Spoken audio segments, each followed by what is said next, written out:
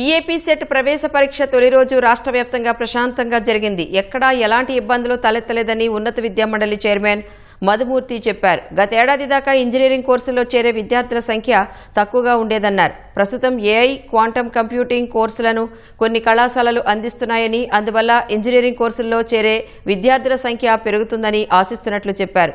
Agriculture, pharmacy కోర్సుల్లోనూ గతేడాది కంటే ప్రవేశాలు పెరిగే అవకాశం ఉందన్నారు. కానీ ఈ సంవత్సరం నుంచి ఇంజనీరింగ్లో we expect that there will be a great demand because of the new programmes and projects that are coming up in the state.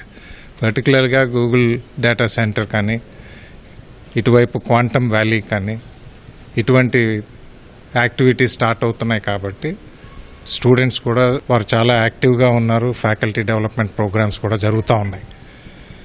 కొత్త ఇన్స్టిట్యూషన్స్ కూడా artificial intelligence, data systems, cyber security and quantum technologies మీద courses start చేసినాయి.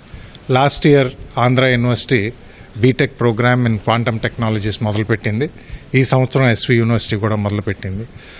చాలా private institutions కూడా conventional degree programme BSc లెవెల్లో కూడా quantum technology minor programme కింద offer చేయడం జరుగుతూ ఉంది. దరిదాపులా 52 ఇన్స్టిట్యూషన్స్లో క్వాంటమ్ టెక్నాలజీస్ మీద జరుగుతూ ఉంది.